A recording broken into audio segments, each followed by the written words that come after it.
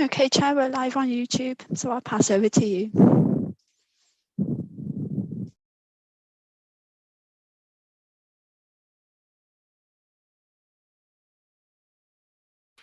Sorry, I'll start again. Good morning. Welcome to the meeting of the Exmouth Queen's Drive Delivery Group on 17th of February 2022. I'm your Chair, Councillor Nick Hookway.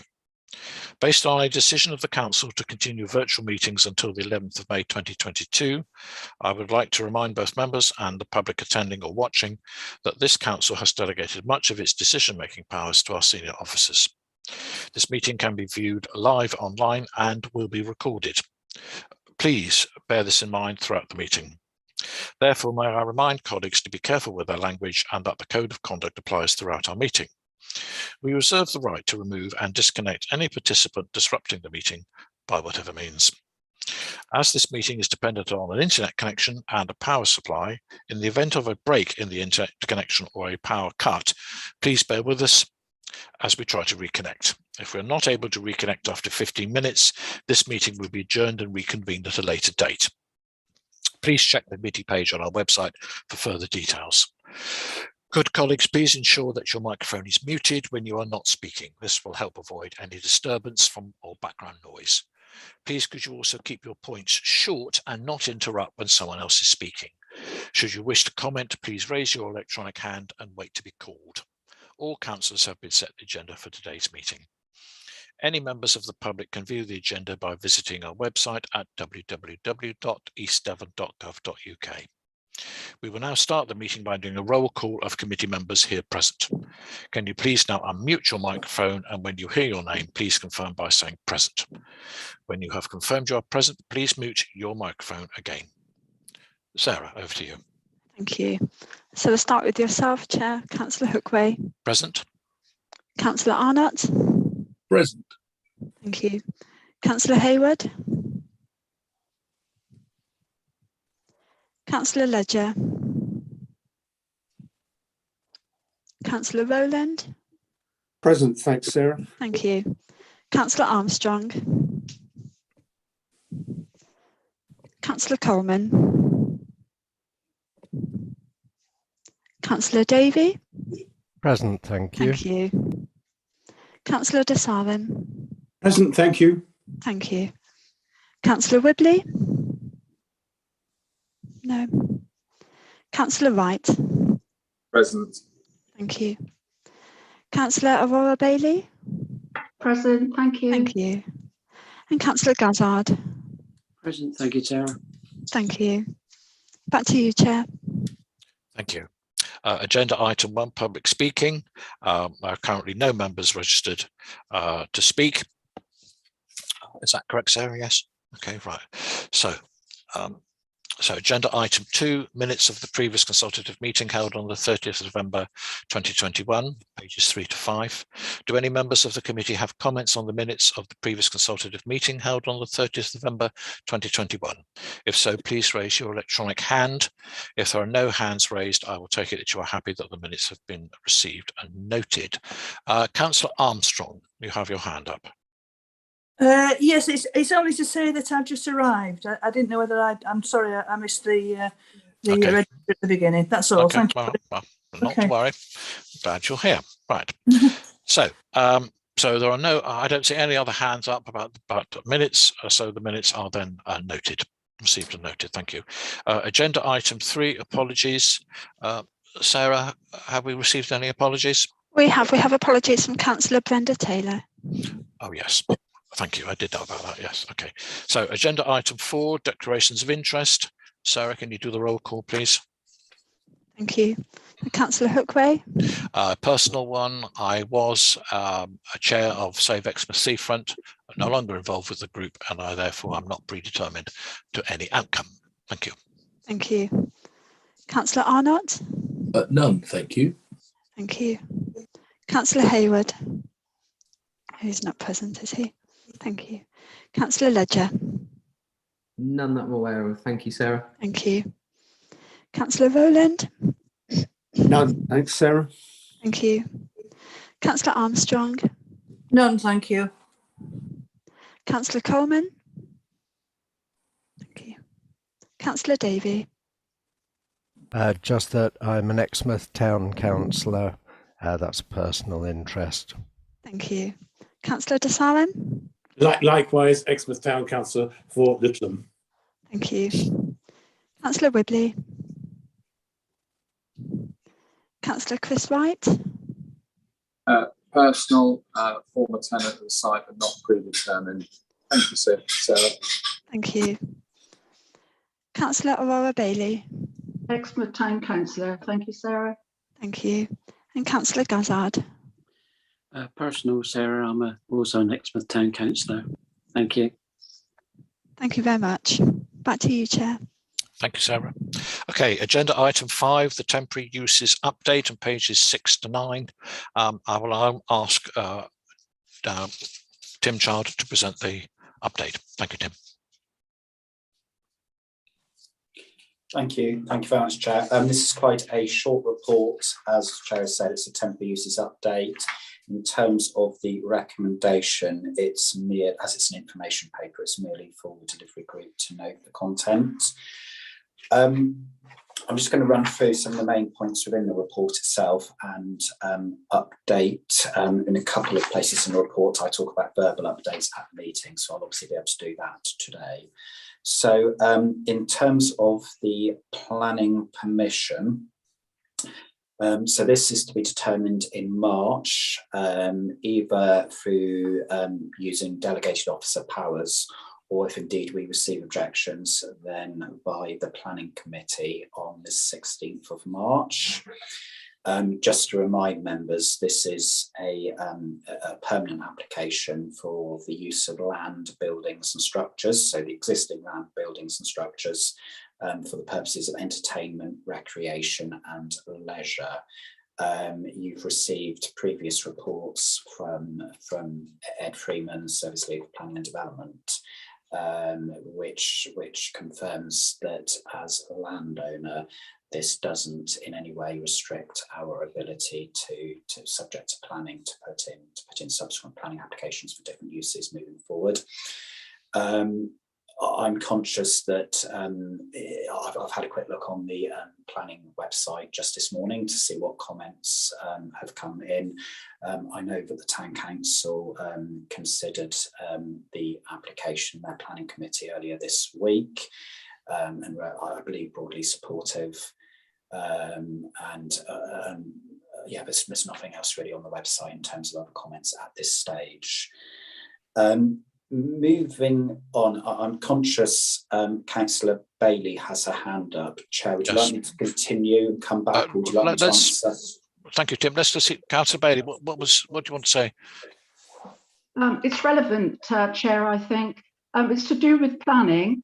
Obviously, yes, we want to put the planning through, but I notice on the planning that the former car park is not on that planning issue.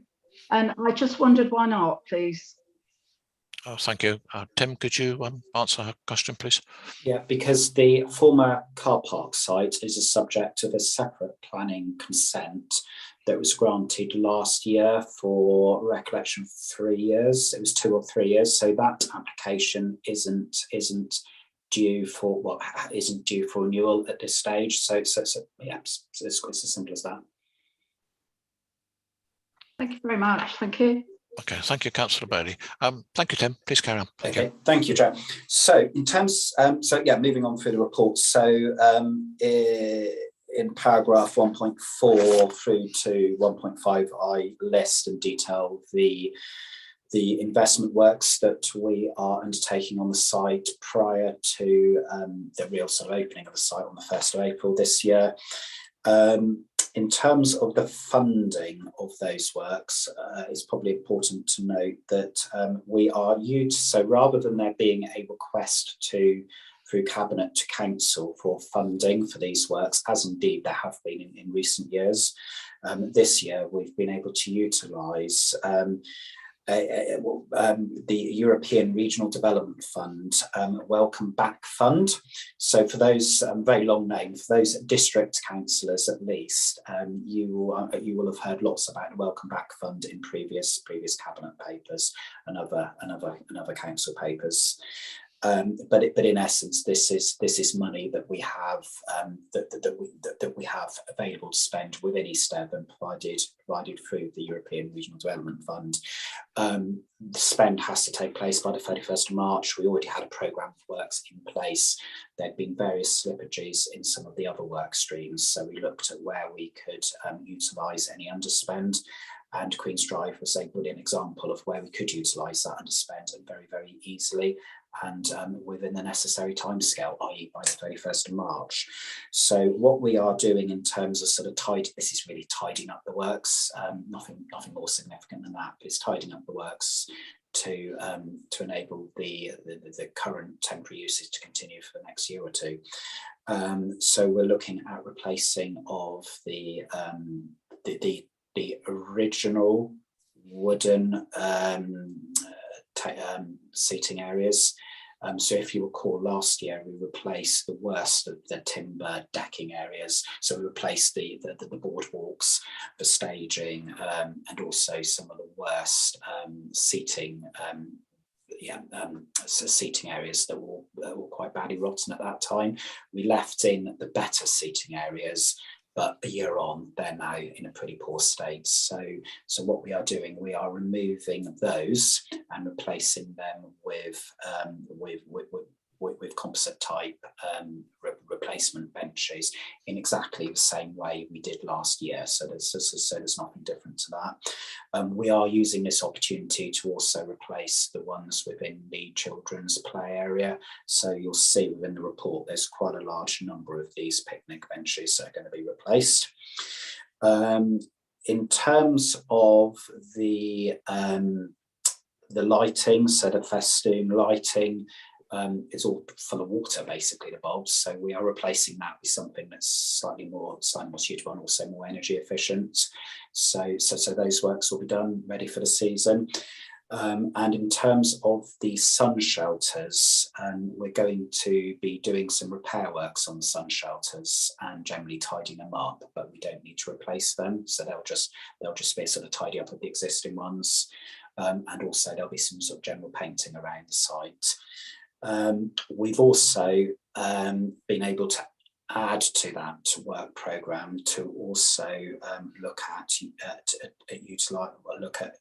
implementing some new bike racks, which was a suggestion that had come out of a previous delivery group meeting, and also to look at some new gates for the site. The slight caveat regarding those last two items is that the bike racks and the new gates is that because the works have to be completed by the 31st of March, we can only go ahead with those if we know that we've procured it in the right way and we're absolutely certain that they will be in place and paid for by the 31st of March. So we're doing our best on those two items, but at this stage I can't give an absolute commitment that those two items will happen, but we're certainly trying our best. In terms of the other works, yeah, we've gone through all the procurement and we're planning on with those. So that's the investment works. Moving on now to the updates on the various areas and the works that we're doing in terms of marketing of those sites, and also renegotiating the rentals. So in terms of the event space, so this is the space at the rear. We've gone out to market as detailed within the report. We had expressions of interest back in last Sunday. On Monday, officers met to review those offers. We have two offers. As officers, we've made a recommendation through to the chair of this group as to which offer we proceed with. We're just waiting to finalise those details now. But we've had two offers. There is one that we are proposing to proceed with. I think it's a good offering and ticks many of the boxes that we were looking to achieve. I don't think, as we've not got a final decision and as we've not notified those operators, I don't really in a public meeting want to disclose who they were. other than to say that yes, we have someone lined up. And on that point, it might be worth, Chair, because we're likely to be in a position within the next day or two to be able to confirm that. Perhaps at that stage we drop an email out to the delivery group members just to advise us as to who the successful party is. Moving on to so the event space marketing, I think that was really, really successful. I'm really pleased with the party that we're likely to go ahead with. In terms of the fitness space, not so positive. So again, we marketed that with offers, expressions of interest due again by last Sunday. We haven't had any expressions of interest there, so that's disappointing. What we are going to do is go back out to the market. We may or may not tease out any other interest that wasn't there previously. So we are going out to the market again, and we'll just have to see. In terms of the fitness area, I would just pick up that we have, because I know this was a previous request from a delivery group, that we made sure that we contacted the beach volleyball club. So yes, we have done that. Of course, I think they were looking for something when they spoke to us before, something much longer term, so that they could invest in it and convert it to sand. So it probably wasn't suitable for them for a year, but nevertheless, we have contacted them. In terms of the traders themselves and the bar area, so we'd picked this up previously at the delivery group in a Part B report that came to you in September last year. And from that report, we set out that there was quite a difference in the rates being charged between different traders based on how long each had been there. So what we set out in that report was our desire to charge a market rent and to make sure that everyone was on a consistent rent, comparable with each other. What we have done, and again, some of this got picked up at the previous meeting, but we went out to Torbay Development Agency. They are doing quite a lot of our estates work for us at the moment, whilst we're looking to resource in-house. So they've gone away and undertaken a series of valuations of the individual pitches on the site. And they have now made, in the last week or so, they've now made contact with the individual traders. One of them I know has been agreed within the last couple of days, and hopefully the others will follow very, very shortly. Probably just worth flagging up that we'd agreed previously that whilst we required a market rent, we would not be marketing their pitches. But what we would do, we would go to them to seek to agree that market rent, and it would only be if we were unable to agree the rent that we would then market the vacant pitch. So at this stage, we haven't marketed any of those vacant pitches because we're obviously hopeful of reaching an agreement with everyone. We have one vacant pitch, which has always been vacant, which we agreed last year we were going to create an additional pitch. And that site is shortly going out to the market. So there will be an additional pitch. But in terms of the existing traders, some of them will see quite a very significant increase in rent. But nevertheless, that is the market rent. We've had a formal valuation undertaken. We've got good evidence, and as I said, I think it was just yesterday, the day before, we've had one of the first has come back now agreeing, and we're instructing legal with, and we're hoping the others will follow over the coming days. There's exactly the same arrangement with LED and the bar. So we have a rental figure for the bar. And initial contact has now been made with LED. Obviously, with the hope that we'll be able to agree something over the coming week. Moving on now to the big wheel. So we advertised that. So this is the big wheel for the beach garden site. This was marketed within the same time frame. Surprisingly, we haven't had any interest for that. So again, through the events team, we are likely to get back out to the market on that and perhaps do a bit more digging with people who've perhaps previously expressed an interest, just to understand why they're not interested this year. We had already approached people who'd expressed an interest previously, but it's a bit surprising we've not had any interest, so we just want to dig into that a bit deeper. So that is the so that's the temporary updates report. I've seen, Chair, there's quite a few hands have gone up, so obviously if there are questions, I must thank you for Tim.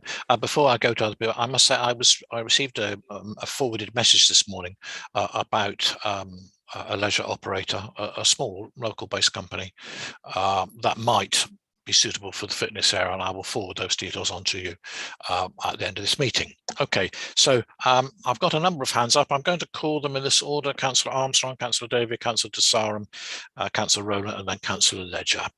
Okay, Councillor Armstrong, please. Oh, thank you, Chair. Yeah, it's just going back to the investment works, Tim. I don't see any actual costings. I know you say the money is there to pay for them, but I'd be interested. I think it would be useful to have ideas of how much all this is going to cost, please. That's one question. Then I've got another question about something else. Do you want me to say them both now? Yes, please. Yes, please. Yeah, okay. So the second one is about the marketing of the sites. And I understand, that you can't publicly state who they are, but can you give us an idea of what kind of offer that's going to be? Or would that be to, could that be, sort of giving away too much really in a public meeting? They're my two questions, thank you. Okay, thank you, Chair. For you, I'll answer. Answer the first question is easy. The second one, not so much, I'm afraid. Answer the first question: how much is it going to cost? The figures on the last count were, I think we were looking at probably between £20,000 and £30,000. We're still finalising a couple of the details. The reason it wasn't included within this report is that there's already a budget there. There's already a decision-making procedure around that budget, which is already in place. So, but yeah, it's obviously, I accept it's probably of interest to, it is of interest to delivery group members to understand how much we are investing in the site. So yeah, something in the region of £20,000 to £30,000 this year.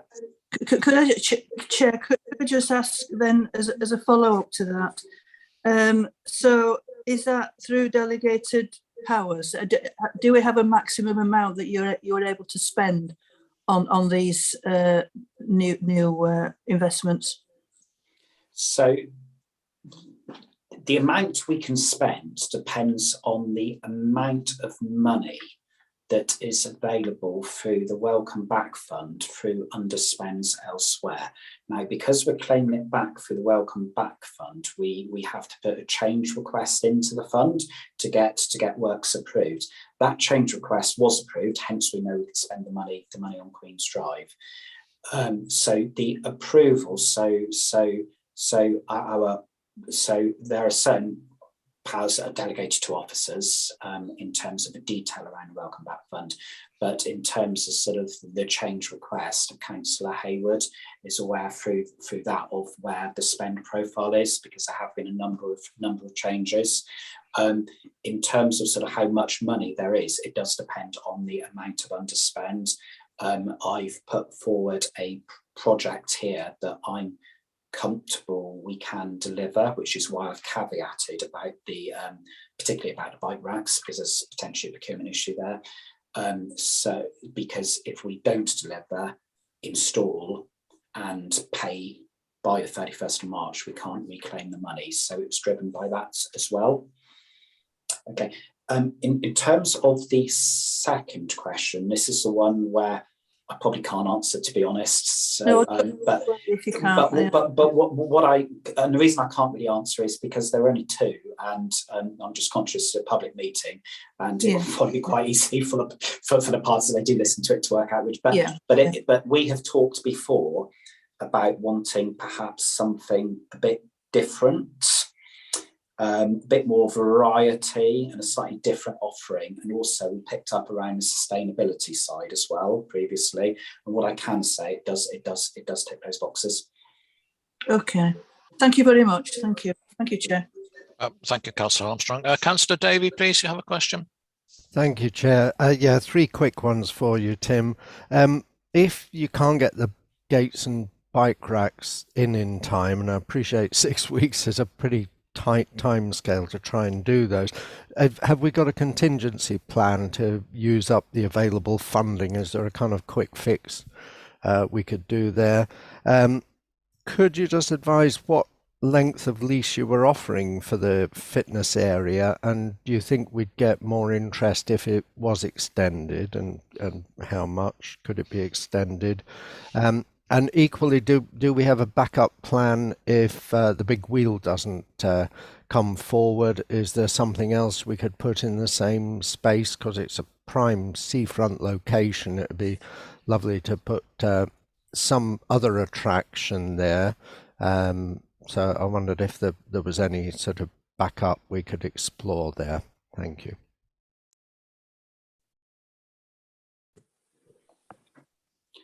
Thank you, Councillor Davey. So in terms of the bike racks, we don't know what the cost of those are. Once we know what the cost of those are, because I'm sensing there's enthusiasm that we put those in, and I know that got picked up previously by the delivery group. Once we know what the costs of that are, then I can liaise with Simon Davey as to whether we can pick them up within any existing budget. But yeah, I'm not today able to say, but yeah, we are delivering them by the 31st of March. But obviously, hopefully we will. But yeah, it will depend on the amount and whether there are other existing budgets in place which we could utilise. How long was the lease proposed for the fitness space? So it was for a year. One potential interested party did actually ask about 2 years. But yeah, we have only marketed for a year. So yeah, 2 years might attract some interest. In terms of anything longer, what we need to do, we need to ensure that ultimately these are temporary uses, so we need to ensure that they don't conflict with any longer term plans for the site. In terms of the big wheel, so next stage is to remarket it. We'd had interest, so we were expecting to get offers, which then didn't materialise. So we're going to go back out to those individuals who've expressed an interest and remarket. I think from what I hear, the big wheel is a concept that generally is seen as a good use of that site. I think if we remarket it and there's still nothing, then through Street Scene in particular, who very much have led on the big wheel concept, yeah, we will look at other uses of the site. Depending upon what that use is, there might be implications regarding planning consents and things. But I think I'm probably taking from your comment that you'd like to see something on that site this summer. So let's not sort of give up if we don't get anywhere with the big wheel. I think that's probably what I'm taking from this. Okay. Thank you, Councillor Davey. Councillor de Sarum, please. Oh, thank you. Good morning. Thank you very much, Chair. Just a couple of few very quick points. I note from your comments this morning in your answer to Councillor Armstrong that we're going to spend £20,000 to £30,000 on these investment works. Will they be future-proofed as best they can, so that obviously we don't have to make a regular annual expenditure? So by that I mean, are we going to get equipment which is likely to last at least 3 or 4 years? I know we can't say how long equipment would last for, but I think to get value for money from the council, that's something we need to look at.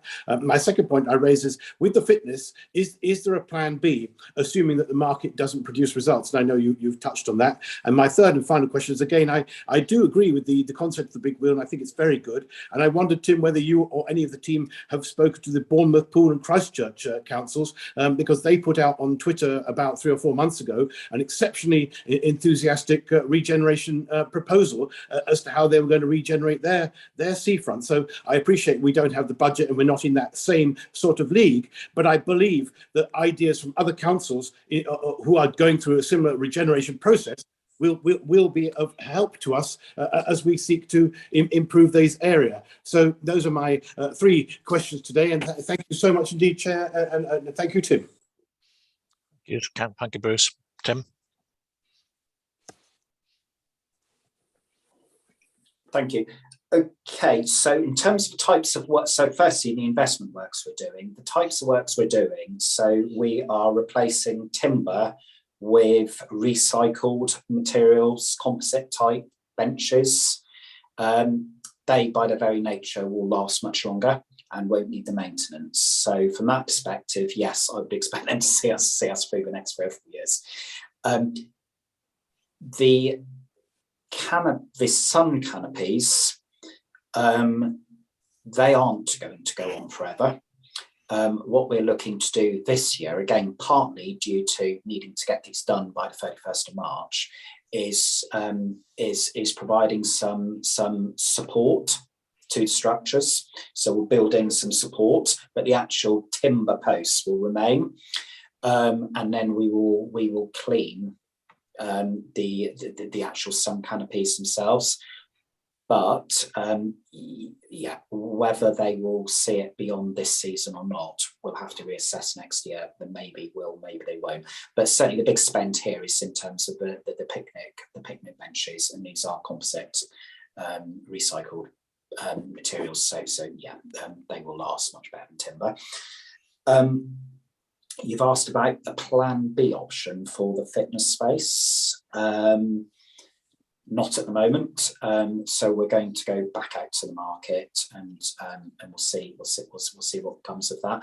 We've got to be quite mindful of the planning consent, which is quite restrictive. Yeah, we've had a couple of parties who had expressed an interest but didn't come forward. So yeah, we'll tease out with them whether there is an opportunity. But no, at this stage, there's no confirmed Plan B. Your third question was about discussions with Bournemouth, Poole and other authorities regarding their seafront regen schemes. So no, over the last 12, 15 months, since the delivery group was set up, we focus very much on temporary uses, as you know. And interesting enough, the next agenda item leads us on to and what happens next, and introducing you to our new project manager who's now in post. But no, we've intentionally over the last 15 months not had those discussions, because ultimately it's for this group to work through what sort of project it is that they wish to take forward.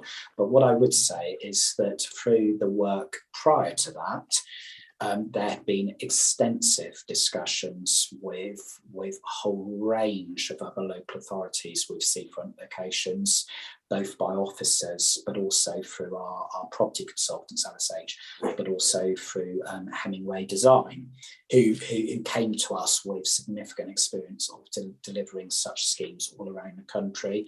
But I think once we have a slightly sort of clearer idea on where we're going regarding permanent uses, then yeah, absolutely, let's go out there and talk to those councils, because things will have changed over the last couple of years in terms of the seafront offerings.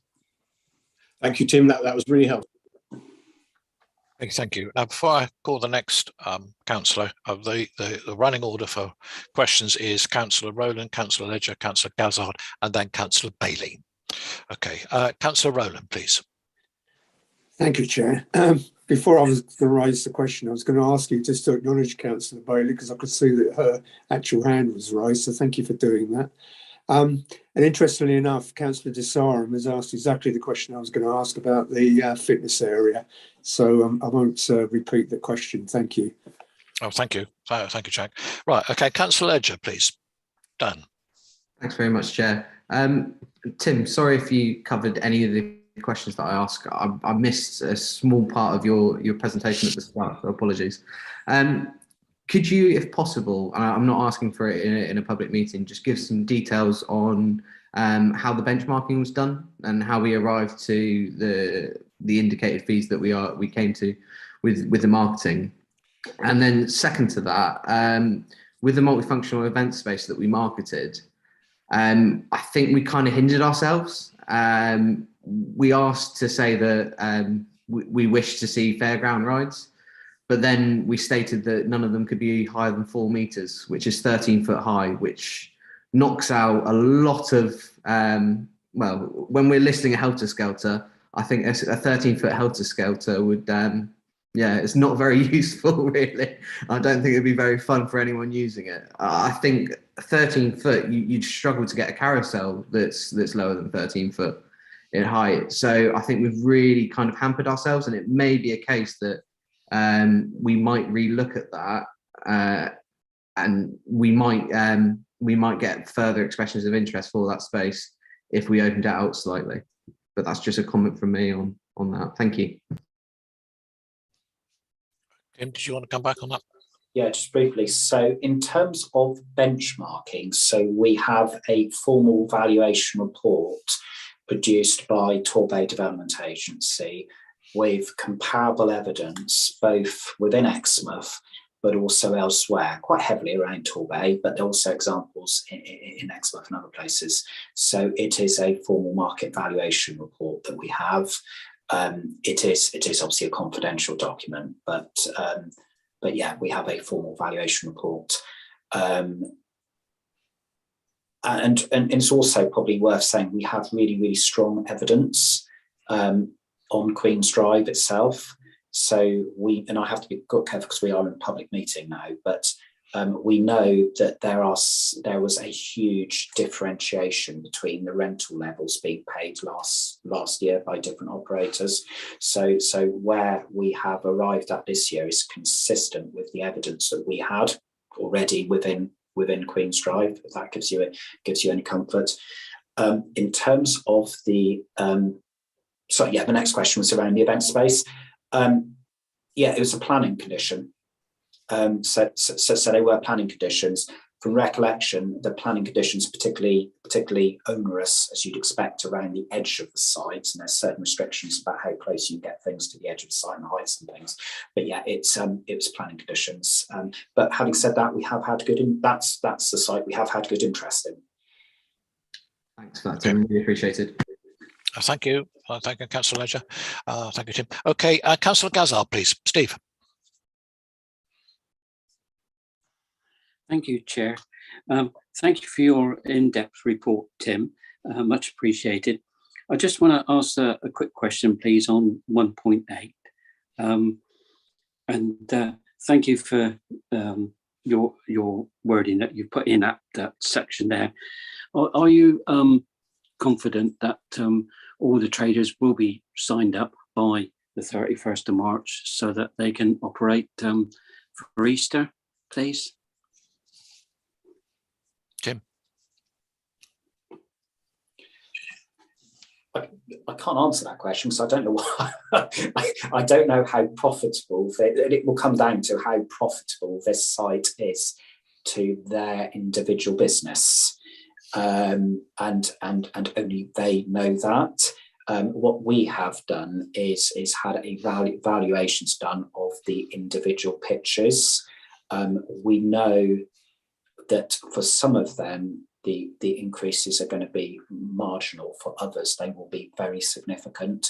What I don't know how profitable that pitch is for them and whether they see it being worth what the market value is. So I just don't know at this stage now. But what we did intentionally say was that we would go to them, to the original traders, before we market those pitches. But clearly, if we're not going to reach an agreement, then we will market those pitches. We do have a lot of interest out there. I was contacted only, was it late last week, by someone very interested. I know Caitlin gets a lot of contact, so there's lots of interest out there. But I don't know. It's a long-winded answer, but I don't know. It's a short answer. Can I just come back, Chair, if I may? Yes, of course. Apologies for that, Tim. I thought I heard you say earlier in the discussion that there have been agreements reached with Torbay Bay Leisure with several of them, and I'm just querying, whether it was all the I's and the T's had been dotted and they'd already signed up. Sorry if I confused the issue. No. So, Chair, we have one that has come back and signed up. And I say signed up, agreed. So we are now instructing solicitors. Ultimately, none of these deals are done until the leases are in place. So there's never any absolute guarantee until that happens. One has come back on. I was updated yesterday to say that there's a second that looks promising.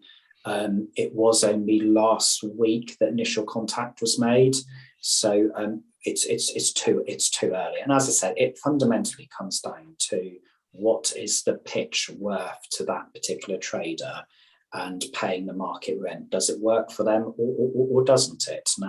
Now we are keen, if we can, to retain those traders, but at the same time, we are under a duty to charge a market rent and to get best consideration, and also to make sure there's sort of fairness and transparency across that site, and indeed then across more widely across the district. Okay. Thank you, Tim. Thank you, Steve. Councillor Aurora Bailey, please. Thank you, Chair. Thank you, Tim. I'd just like to say, while you're doing the traders, I had lots of feedback from last year. If they could just open a bit later. A lot of them shut about 5, sometimes earlier. And, you know, you've got people walking along the seafront on holiday. Would like to have the traders open a bit later. If you could mention that when you're doing the trading at the moment, that's one thing, Joe. And the second thing, you know what it's going to be. I'm passionate about the play park. I call it the dinosaur park. I've looked into the play park, and I'm understanding that if the play park, I know at the moment everything's temporary, if the play park was to become permanent, if it's there for 10 years, that there's a possibility, only a possibility, I may have got this not right, that you could look into maybe the 106 stroke SIL money to do up the play park, and the area which was the former car park, we're not getting much success on that. We could extend the park. I go down that seafront most days, and I'm on a Sunday, the other Sunday, a couple of weeks ago, there was at least 100 children in that play park. It's getting too small. It needs to be extended if possible. And the older children want to go in there, but there's nothing for them to go on. And I'm very passionate about the play park. And I think with all what's going on, it's took a long time to get this Queen's Drive sorted out. I do understand all the hard work you put in, Tim, and I appreciate it. But on behalf of Exmouth Town and people that come to visit Exmouth, that play park is the best thing on that site. And I would like to, and I don't mind doing any work on it, I would help some way to get it sorted. But if we could do something to that play park, I'd appreciate it. Thank you very much, Chair and Tim. Okay, thank you, Aurora. Okay. Tim, did you wish to come back on that? Yeah, if I can just very briefly, please. So in terms of the opening times, yeah, no, that was the feedback we heard loud and clear from them, from the traders last year. And there were various suggestions from, so the discussions were with LED, as obviously the bar operator last year, but there might be the opportunity to hold sort of very small events, but little events sort of in the evenings on that front piece of space, which will then benefit all the traders and encourage them to stay open a bit longer. So yeah, no, we absolutely are looking at that. There is a condition within the planning consent, but that's for sort of late night, so not what we're looking at here. In terms of the play park, absolutely, but that's a discussion regarding the long-term future of the site. And we will hear a little bit more about that in a minute in the next agenda item. But yeah, absolutely, that play park, both the retention of it, but also potentially the enhancement of it, absolutely needs to be taken into the mix when we look at those long-term uses. Okay, thank you for that. I'll just add to that. I've had I made contact with a performance artist who wishes to perform in the Queen's Drive space. And that's a contact that will have to come through Ruth Gooding, and I'll provide you with further details about that, because that may perhaps tie in with what Councillor Bailey was saying, so that there is some small little performance goes on perhaps an early evening that might benefit both visitors and traders as well. Okay, thank you, Councillor Bailey. That was a very interesting point. Okay, right. Okay, so we'll now move on to agenda item 6. Okay, oh, hang on, I lost my video here. Sorry, agenda item 6, which is the introduction to the new project manager for Place and Prosperity Exmouth. This is Jerry Mills, and I'd like to welcome Jerry Mills to the Queen's Drive Delivery Group. Okay. Okay. Tim, should we pass straight over to Jerry, or did you want to say something to start off?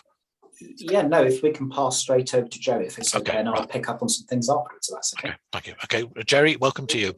Thank you very much. Chair, thank you very much. I have a short presentation I'd like to share with you. So if the magic of Zoom works, you should all be able to see my screen in a second or two. Can you confirm if you can see that? Yes, we can. That's fantastic. Thank you. So, Chair, my name is Jerry Mills. I was working previously for Somerset West and Taunton Council, so not very far away from you. And I was heading up commercial investment for them, essentially buying up property for yield and also looking at the assets the council own and determining whether the best use of those assets, or could we improve them, divest ourselves of them, or develop them.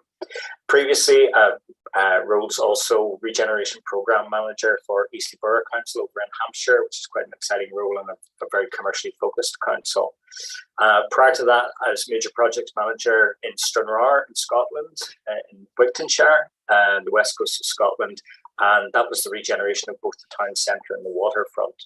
And prior to that, I had the role of Director of Development with the Locks Agency, and the key tasks there were City of Culture for Derry Londonderry 2013, and also bringing the Clipper Round the World Yacht Race to Lochfoyle in 2012. So some fairly substantive projects. But I wanted to talk about one that I'd managed that I think might resonate with the group, and that was in Stranraer.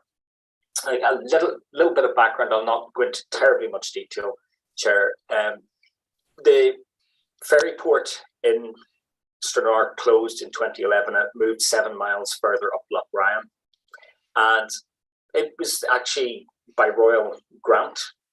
Was to be a ferry town was given by royal assent for Stranraer to be established as a ferry town in, I think it was 1867. So when the ferry port moved, the footfall was absolutely decimated in the town centre because the port access was literally within 150 metres of the town centre. So what we needed to do was repurpose the town, and the aim was very, very simple. Sometimes the best objectives are the simplest stated, and that was to just reposition Stranraer and Loch Ryan as a distinctive and successful marine leisure destination. In order to do this, we had to take a very, very holistic view of the town and the waterfront. We had to do some bridge building because there had been a disengagement with a lot of the traders locally. We had to listen very carefully and engage the community in the process and our elected members. And really, the key was to reconnect the town with the waterfront. And we did this through really encouraging really high quality architectural design. We wanted to create opportunities and infrastructure to access the water. We needed also to change the perception of Stranraer from a place that you got off the boat and drove away from, or you drove to get on the boat to go to Ireland. And obviously, we also wanted to increase visitor numbers because that develops the economy. So the issues that we had, they're not uncommon if we go to a lot of waterfront towns across the UK. The waterfront wasn't a well-defined space. It was disjointed, it had a disjointed urban fabric, and very, very poor public space, very dominated by car parking. And that was a legacy of the ferry, where if a ferry was delayed, we needed holding capacity because you couldn't let the trucks park out on the road because no one could get past. So we developed a master plan. They don't have to be as grand as the one that potentially was done for Stranraer. Sometimes it can be done a lot simpler.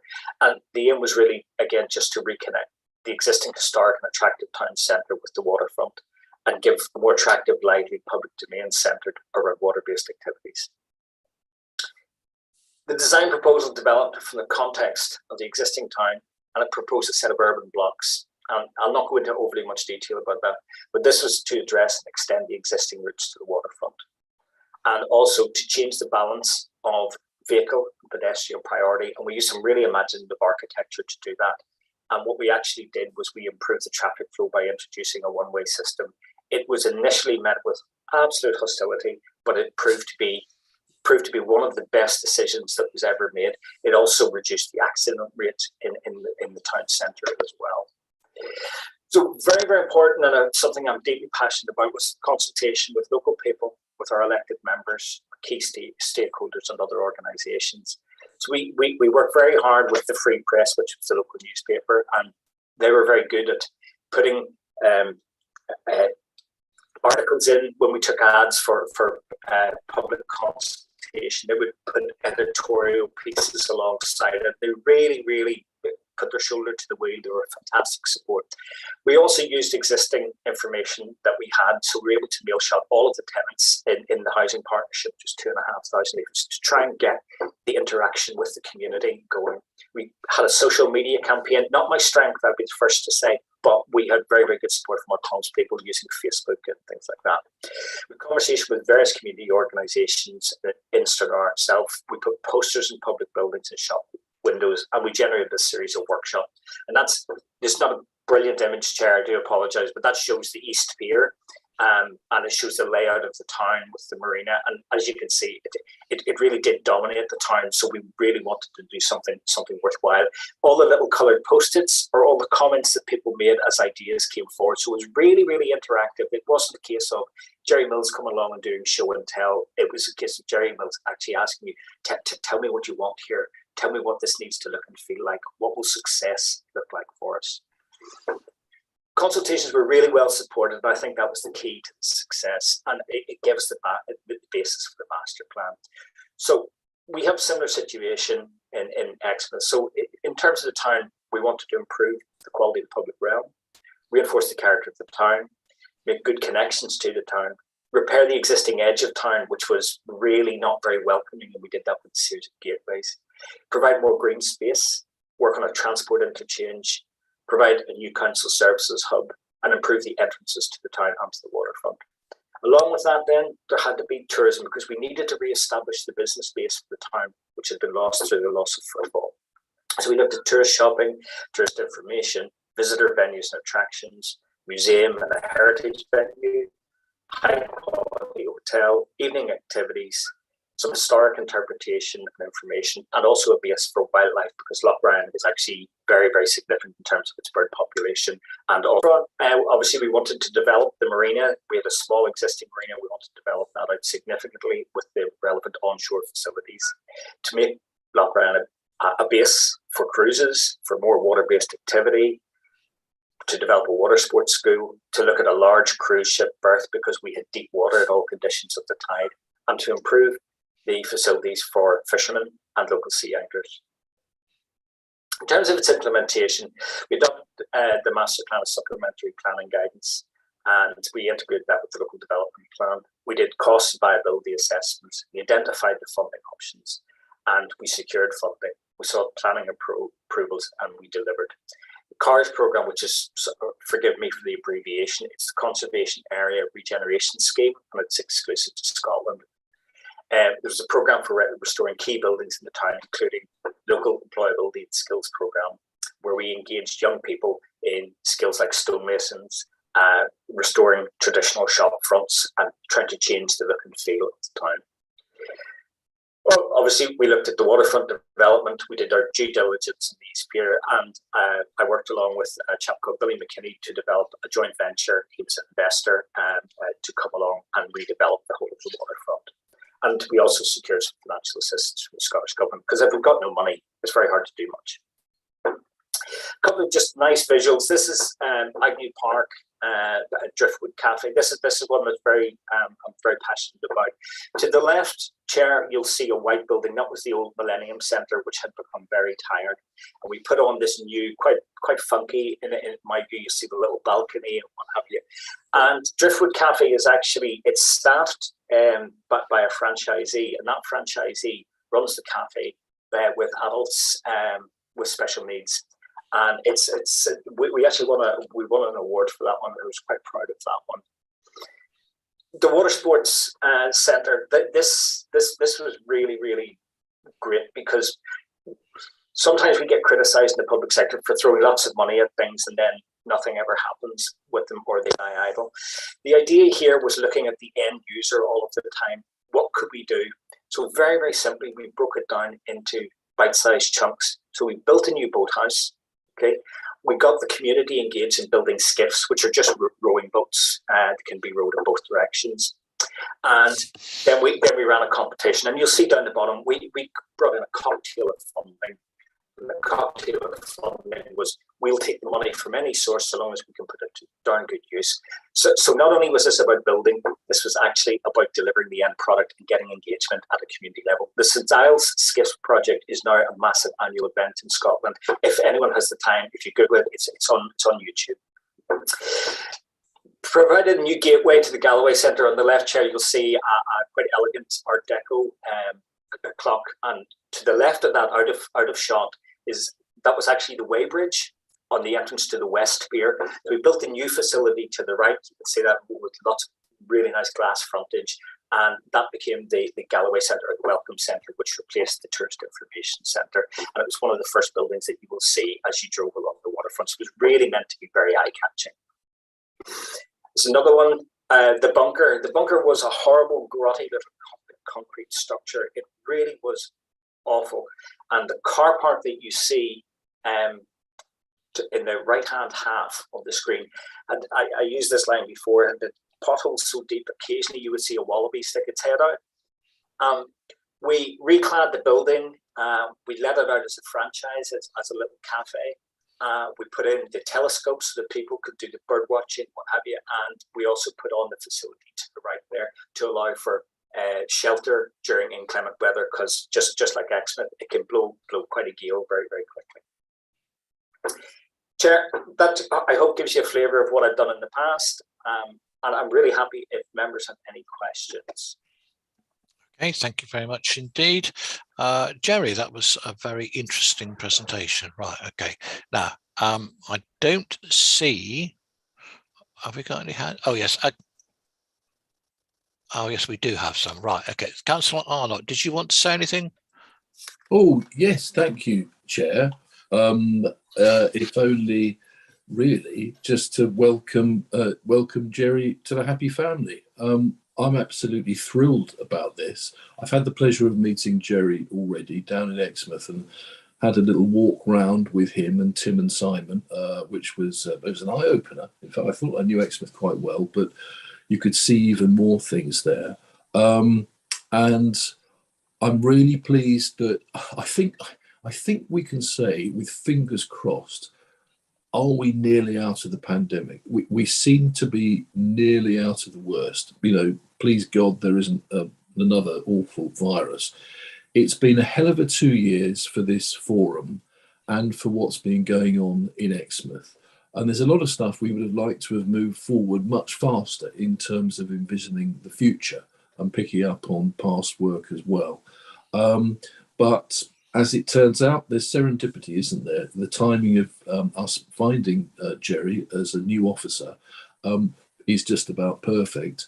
And I'd just like to welcome him, thank him for that, I think, brilliant introduction to his own experience, which you can see has a powerful relevance to, I think, what we all want to do. And I think goes to Councillor Desarum, to Bruce's point earlier, you know, about looking at Christchurch and Bournemouth and all the rest of it.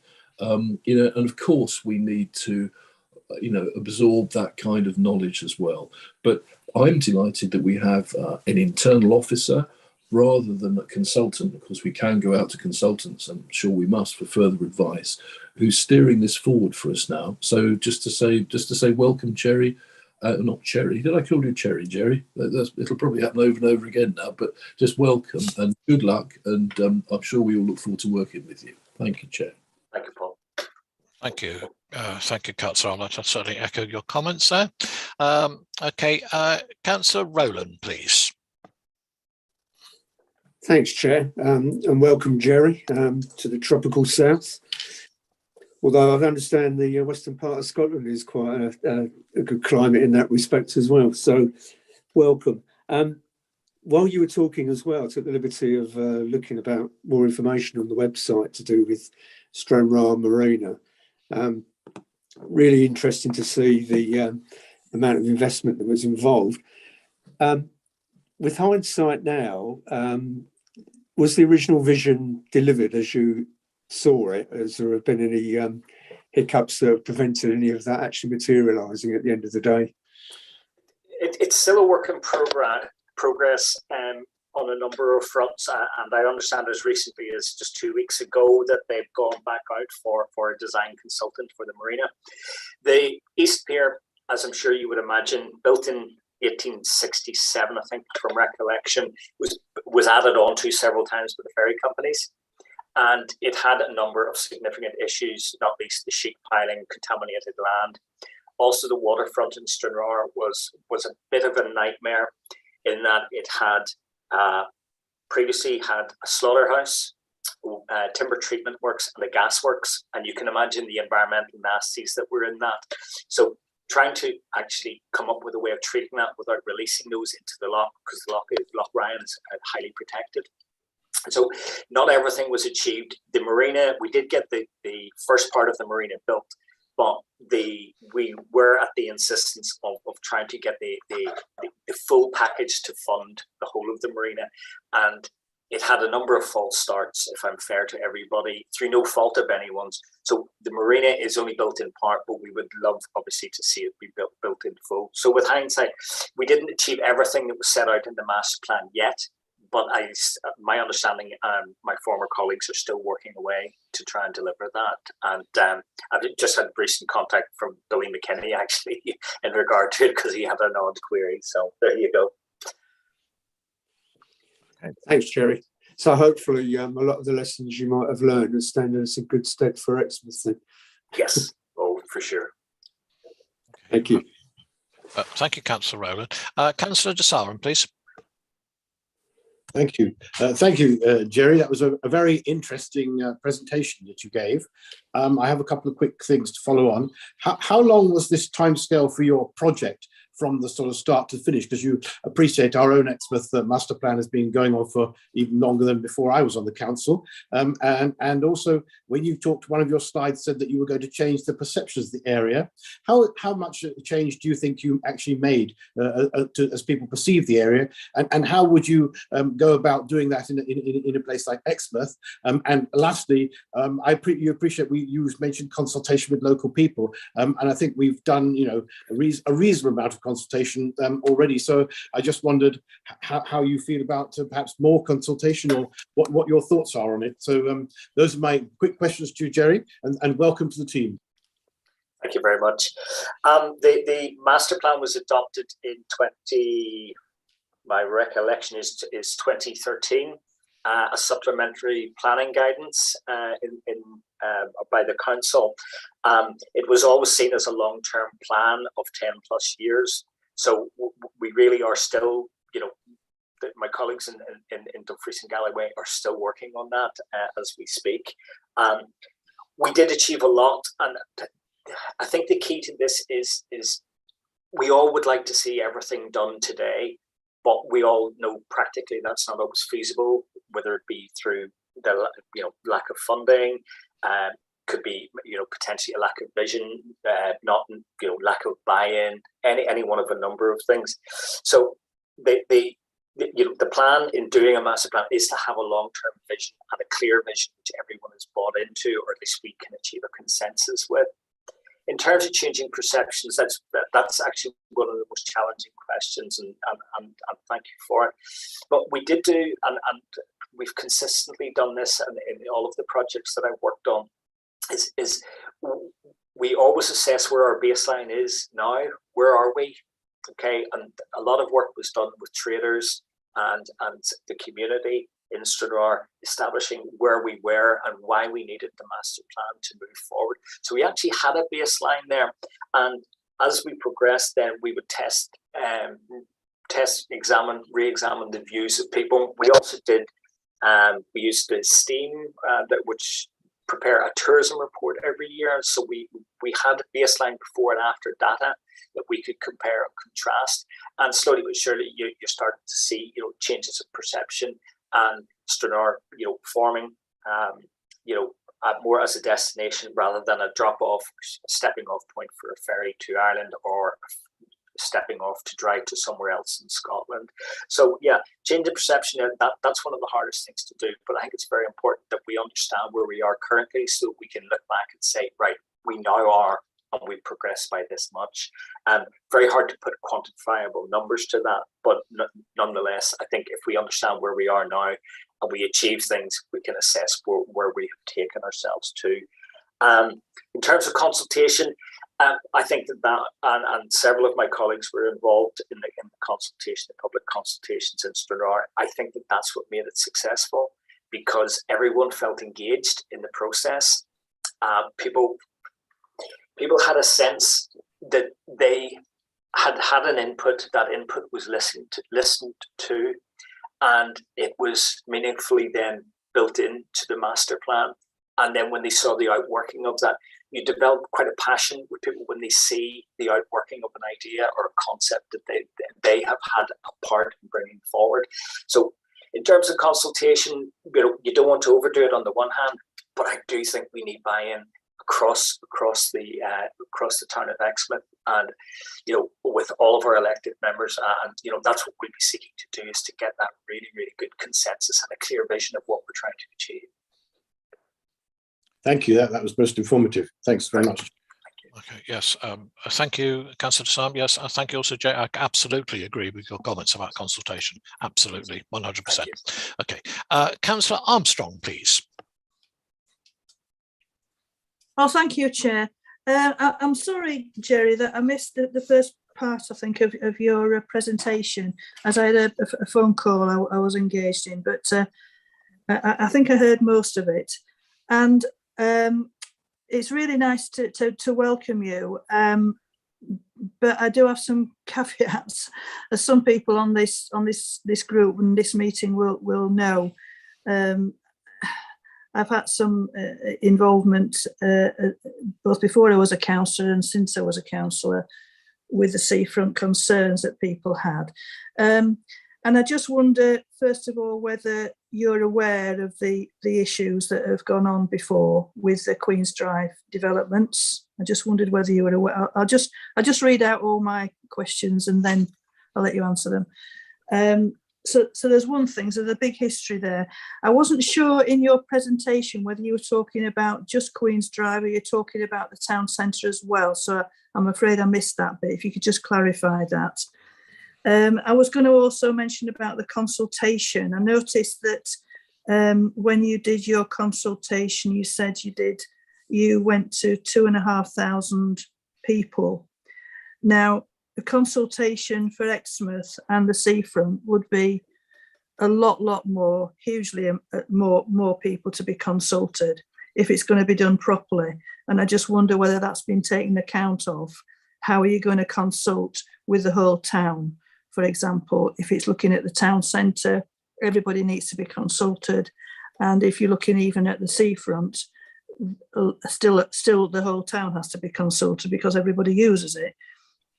I wondered when you were going to be doing the consultation and what, I just need a bit more information about that and it just the nitty gritty of it, what questions you're going to be asking and all that kind of thing. And I think the main thing to remember about certainly the Queen's Drive development and the town centre, when you talk about a master plan, with a lot of people, it's got a lot of negative connotations because master plans, certainly in my experience, in the experience of a lot of people in Exmouth, don't do very much really. They it all sounds very nice, but nothing actually happens, and sometimes it's not what people really want. So I think, there's some hard questions. I'm sure you're well experienced enough to understand all that, and I'm sorry if I'm sounding really negative, but a lot of people will say to me, we've heard all this before. We've heard all this before, that somebody's going to come and they're going to do wonderful things for Exmouth, and it doesn't work. And it's what you said earlier about changing perceptions. And I think that's the biggest issue. I really do. And I really wish you well. And I'd really very much like to meet with you and to just give you some background and to help to steer, really, not away from what you want to do particularly, but just to give you that background so you're aware of the issues and to avoid any pitfalls, hopefully. Just finally, I looked at the Agnew Park Driftwood Cafe. I wasn't sure whether that was a seafront thing or whether that was a town centre thing, but I noticed the height of it, and certainly for Queen's Drive, the need has always been from the public over and over and over again. We don't want huge buildings. We've already got a huge building down there now with the water sports centre, the restaurant and cafe, and people, a lot of people don't like that because it's a huge building. It's on the seaward side. So, there are issues. I'm sure you're aware of quite a lot of them, but if I can help in any way, I'd be more than happy to do so. But I'd particularly like to know about the consultation and preconceived ideas. I've written that down as well. Ian, we've had consultants, and I know you're not a consultant. We've had consultants come in before with preconceived ideas, and that's not the way to do a consultation, in my humble opinion. It's just not. So if you're able to answer any of those or just ignore me, I'm quite happy. But I thought I'd just tell you what I thought. But thank you very much anyway, and it's nice to have you with us. Thank you. Thanks, Chair. Chair, thank you, Councillor Armstrong, and thank you for the warm welcome that everyone has given me. I'll run through some of the points that you've raised with me. An awareness of the issues. Your meetings are public meetings, and I've listened to several of those. I'm coming at this with no preconceptions, and I believe very much a fresh set of eyes and also blank canvas. So I have nothing predetermined in my head as to what should take place in the space at Queen's Drive. Other than I think the best common ground that we have is I think everyone's united in one view that we'd like to see something happen. And I think that's our starting point. There's a passion for let's get something done. Let's get something done now, or at least let's get it moving. And I think that that's the key thing. And of course, I'll be guided and driven by the group in terms of what the concept is, what the designs will be, what they'll look like, and we'll bring those forward in conjunction with yourselves in due course. Second point is Tim, bless him, is always at pains to point this out to me. He said, this is not just about Queen's Drive. This is about all of Exmouth. So please be assured that we will be looking at the town centre as well. And I don't think anyone wants to isolate a single piece of the town solely for me to focus on. It has to be part of a wider set of thinking. In terms of consultation, how you consult and the need for it to be proportionate and appropriate. I think the most important thing is how you communicate your message across in terms of what you're trying to get from people, which could be a view, an opinion, and why it's important that they feedback, and also for people to believe that when they do feedback, it will actually be taken into account. And I think that's why you do your consultations as transparently as possible. Obviously, you record these meetings. That's the type of approach that we did, and that's why we took, for example, photographs. We kept all of the post-it notes with all of the comments people, so we could refer back to that and to one of the previous questions, so that we could establish a baseline of where our preconceptions were, or perceptions were of where the town of Stranraer was sitting. So really, I mean, from my point of view, we can use multiple methods of consultation. We will not get responses from everybody. Typically, I mean, a meal shop will give it, for example, a 10% response rate. Anything over and above that is generally regarded as slightly suspicious, believe it or not, you know, in terms of feedback. So, but, you know, please, and again, you know, I will be driven by the group in terms of what they would like to see taking place as consultation. I have quite a bit of experience of that, and I would be happy to share that with you. In terms of what we're asking, we don't know yet, because we need to get a unified, you know, consensus of what the vision for the Queen's Drive space is going to be. And again, I don't come with any predetermined ideas on what that is going to look like.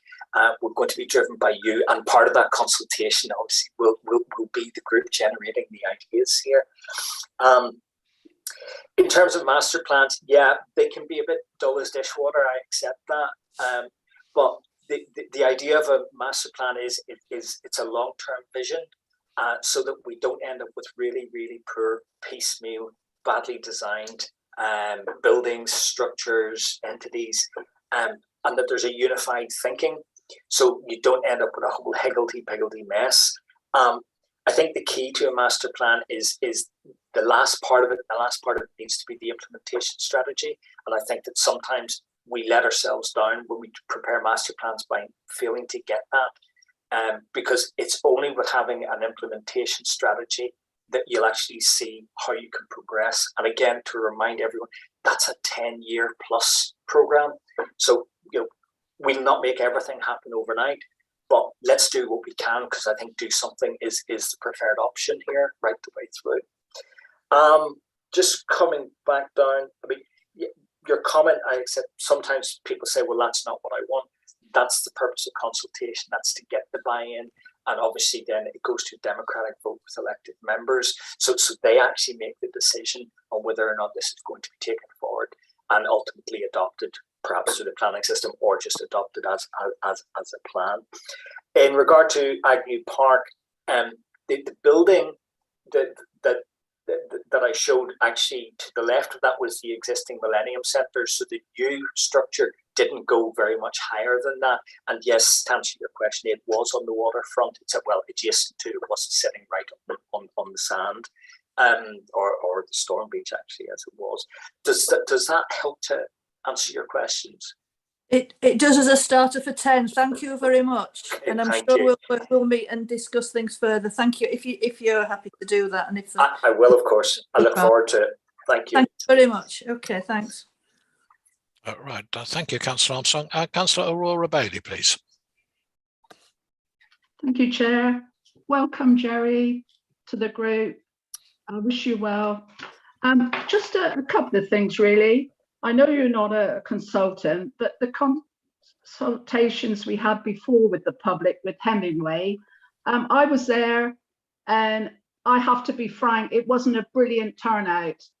I think, personally, this is coming from me, not Exmouth Town Council, that instead of having another consultation in the ocean or wherever, if every household was to have a mail copy and let them fill it out and get it back to the town, or something in the newspaper, or something different, because now with the COVID, a lot of people are not going out. A lot of people are still scared of it. Yes, we are going back to normal next month, you know, hopefully. But I think if there was a letter in the post to every household, they'd have the option to fill out what they would like to see on the Queen's Drive. We've been 9 years down the road already. We don't want another 10 years down the road. I won't be here to see it. I do wish you well, but I do think instead of everybody having to go out to do things, send it. It's not going to cost a lot more to put it through people's letterboxes. They've got the chance to fill it out then. If they don't wish to fill it out, then, you know, that's their choice. But I think we need to get on now. We've had 9 years doing this. We're a delivery group. We need to deliver something. And I'm all for the play park anyway. I hope that will be in your scheme of things, Jerry, because that is the most positive thing on that site at present. And I would like somebody, I'm not an East Devon District Councillor, I would love to be, but I'm not. I would like a meeting somewhere along the line with Jerry, with the Exmouth Town Councillors, because we're actually here and we would like to hear your views as well as our views. And I think it would be to some good. Thank you very much, Chair. Thank you, Jerry. Thank you. Chair, just to go back, meal shotting every house or leafleting every house is one way or one strand that you can use in terms of consultation.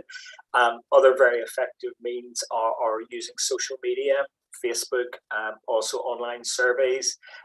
What you have to try and do here is try and get as broad a brush as you possibly can. For example, we know that the newspapers are read less and less, and particularly read less and less by young people. But the local newspapers are extremely well read and well received. So, what we did in Stranraer was we had editorial, we had our surveys, promoting the consultation and the surveys. So there's a number of channels of distribution, as we would describe it, when it comes to consultation, and I appreciate getting people to come along is not necessarily one of the most effective ways unless you get real engagement. But I think if we use a variety of methods, I'm confident that we will get the engagement that we're looking for.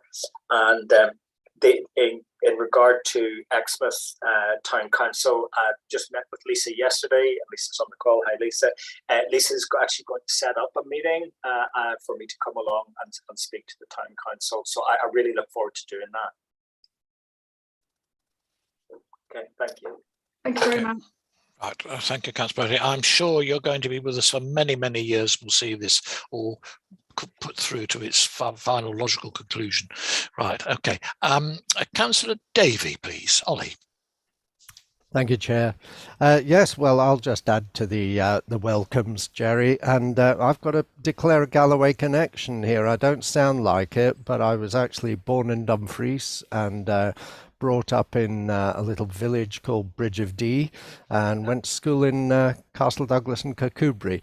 But I didn't often get down to Stranraer, and I think the only time I did was probably to get on a ferry and pass through. So I'm kind of very interested in what you've done there, and you obviously come with excellent credentials, and I think you're a perfect fit for the Exmouth project, if I can call it that, and congratulations to Tim for appointing you.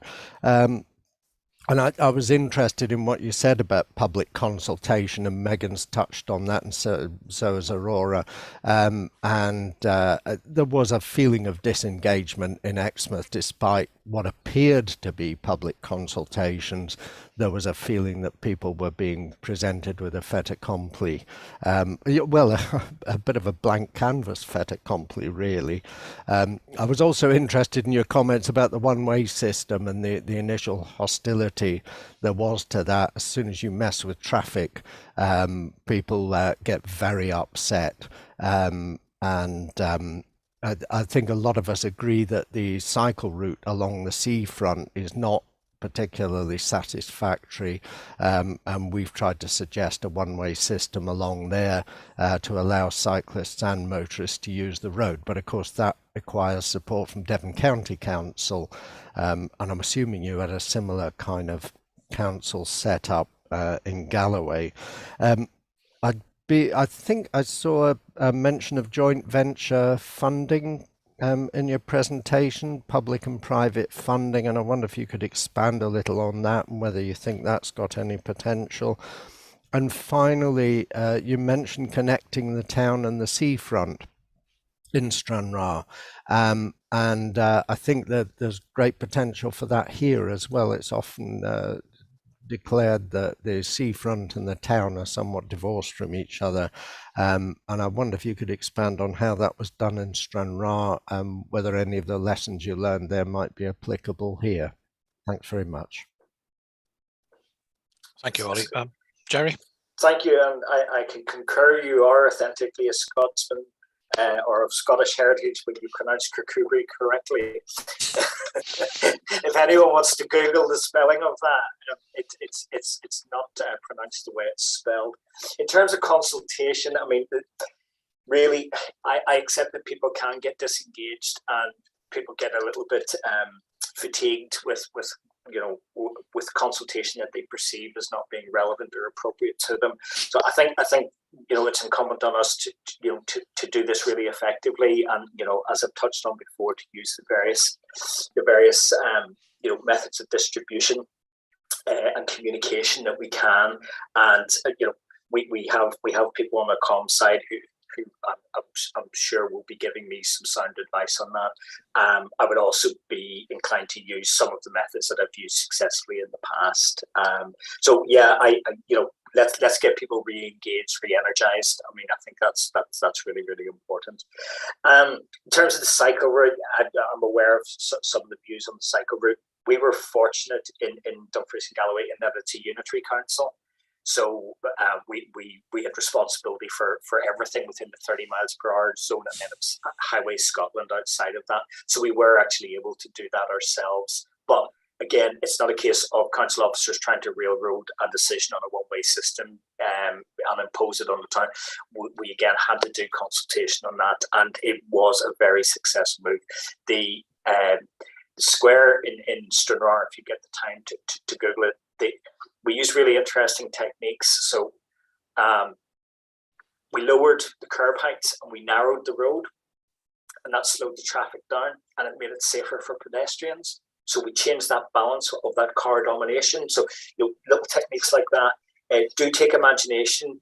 Did cause some of our planning officers to clench a little, but at the end of the day, it was proven to be successful. The traffic surveys proved that it was successful, and that the reduction in accidents really was such a bonus, because obviously no one wants to see accidents happen in the town, but it improved the throughput of traffic in the town, and it made it all flow better.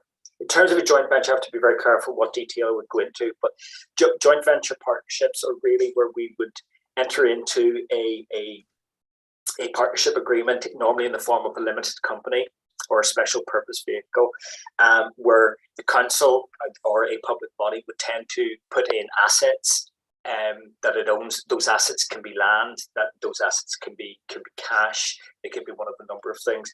You get a developer to come along and they will enter into that venture with you.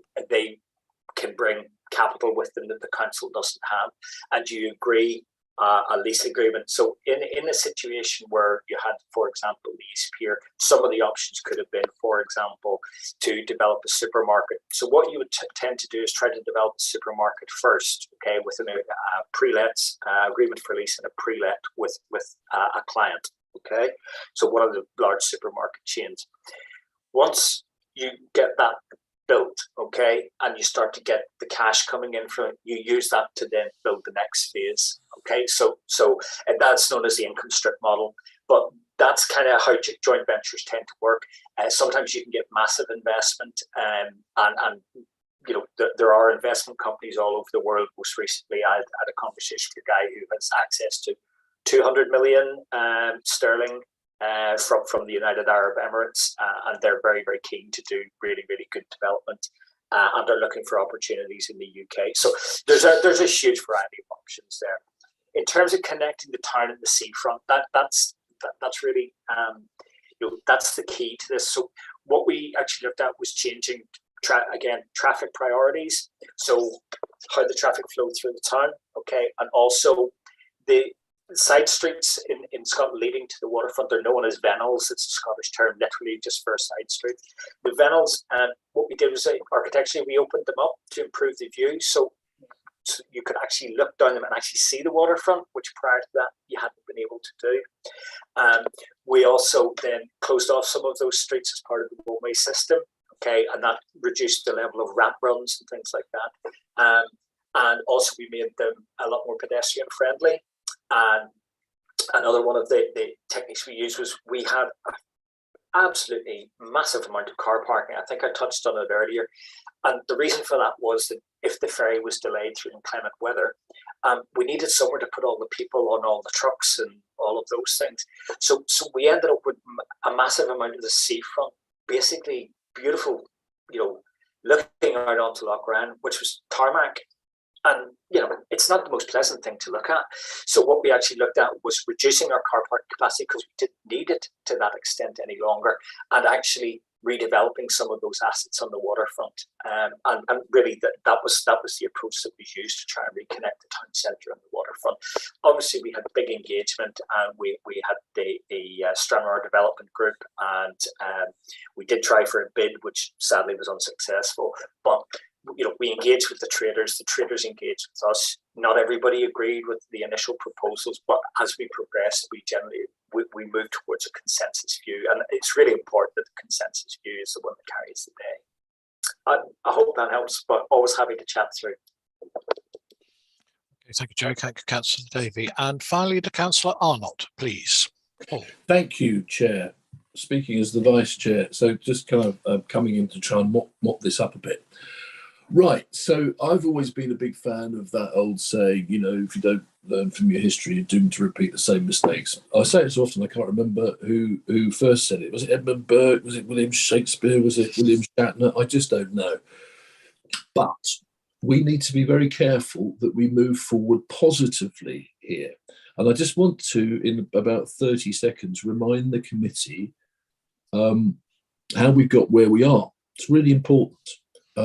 So I'm going to give myself a pat on the shoulder. There you go, a little pat on the shoulder. You may remember a scrutiny committee meeting, what was it, 2.5 years ago, something like that, where I challenged the composition of this committee. And as a result of that, we've got this wonderful committee we've now got.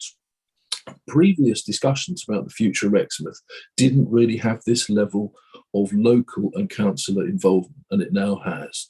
So that was the first really good move to bring us to where we are today. We then had a number of really productive meetings where we were looking at how we got through COVID and the Queen's Drive space and all the rest of it. And we've now, and I'd like to associate myself with Ollie's thanks to Tim, we've now got a brilliant officer in place. Now, a lot of stuff did happen in the past that was, what's the local government word, suboptimal. And I have mentioned those to Jerry in meeting him already as well. And although I am sure it would be useful for him to have an understanding of those, and I'm guessing he may already from Tim and other officers, from today on, I would urge everybody, this is not now about what we don't want, okay? It's about what we do want. So let's seize this opportunity to do that. We cannot gripe forever about what happened in the past, as personally painful as it was for many people, including people attending this meeting. We do, I'm not a believer in year zeros in a sort of, North Korean style, but we've just got to take the positives, as they say on Match of the Day now, and move forward. And I'm, personally thrilled, as leader of the council, that this is the direction that Exmouth will now be taking. I think it's fantastic. So thank you, Chair, for bringing Jerry, got his name right this time, into the meeting, Tim for finding Jerry, Simon for paying for Jerry, and everybody else here. And that's onwards and upwards, I say. Thank you. Thank you very much indeed. Yes, I will echo your thanks, absolutely. Right, so Tim, did you respond to finish off and say anything? Finally? Yeah, just very briefly. I must admit, you sort of stolen my thunder because a lot of what I was going to say, I think lots of people have already said, so I'm not going to repeat myself, or repeat others. But just wanting to, if I can have probably 2 minutes just to wrap this up, please. Sure. Yes, so I think, like others, really, really pleased to get Jerry on board. Jerry comes to us with very much an economic development and placemaking background, but with a property a delivery focus, and that's quite a unique skill set. However, that's really, really important, and because this isn't really about development, this is about the long-term use of the various sites across Exmouth, and not the building that goes up or the use, the building goes up, should we say, but this is about how those sites are used. and how they contribute towards placemaking more generally, the economy more generally, and really what they give back. And that's the important thing. And looking sort of at this project, there tends to have been, I'm going backwards, sorry, Leader, but there's sort of focus perhaps on buildings and what things will look like rather than necessarily the uses. And for me, this is all about the uses, not the buildings as such. So that's the first thing I wanted to say. And then just quickly to recap, so in terms of the posts, so yeah, this is one of 2 posts. So Jerry has the project manager post, the more senior of the 2 posts. We've been unable to recruit to the more junior posts, but actually I think Jerry in post, it's not a bad thing. I think what we will actually do is use the funding that we are saving from the more junior posts to bringing in external support as and when needed. So I think that's where we like to go with that. 2 other things I really wanted just to pick up on. Firstly, where I see us moving forward positively is around linking what we are talking about within this group to other pieces of work across the council. In much more so than we've ever done previously here. And for example, the cultural strategy, future tourism strategy, the work that Andy Wood within Growth Development and Prosperity is doing around EcDev and around economic growth. And I think it's really, really key that we make those connections. And I see very much Jerry as that sort of conduit to sort of bring all of those sort of things together to benefit Exmouth. And already Jerry's, I can't remember, it was 3-4 weeks you've been with us, if that, Jerry, but it's been a busy couple of weeks and met lots and lots of people. One of the things I've been really keen, along with obviously meeting with Councillor Oakway and Councillor Arnott on site for the day, we've also, Jerry and I have met with various other service leads across the council so that we can make all of those connections from day one so that we are absolutely joined up in how we move forward. And then the final thing I wanted to say is just to re-emphasise that the conversations tend to go back to Queen's Drive, but actually this role is all about Exmouth as a place, and there are opportunities on the seafront generally, the whole length of the seafront. There are also opportunities in the town centre. And there's also opportunities along the estuary, and it's about all of that coming together and giving something back to Exmouth. So that's really what this is all about. I see on the agenda we had A individual, so Joe's obviously done that very well, so thank you. B role, hopefully I've just done that. In terms of item C, which is priority over the next 6 to 9 months. So this is around Jerry's role over the next 6 to 9 months. So initially over the next 6 to 9 months, around consultation, engagement, coming up with ideas, actually pulling together the business cases behind those ideas, which will ultimately then lead to a report back through this group onto Cabinet for some decisions as to how we move this forward. What I would, so that particular, in terms of how we move this forward, clearly one of the things we're going to need to pull together fairly very soon now is some kind of project plan. And that project plan will need to remain flexible, but we need to have that sort of real, we've talked about the direction of travel. Now we need a bit more detail about how that's actually going to work. So we're not going to cover that today, but I am conscious that we have another delivery group meeting only in I think about 3 weeks' time. I think it's on the 8th of March. And I would propose that from that meeting, we then start getting into that level of detail. So that was really what I wanted to say. So, but yeah, as I said, I'm welcome to Jerry and really, really pleased to have him on board. Absolutely right. Yes. Now I see we have a member from outside the committee who wishes to speak. I just good afternoon, Councillor Ragg. Nice to see you. We're just about to wind up. What have you got to say? Yeah, only one brief thing. Welcome, Jerry.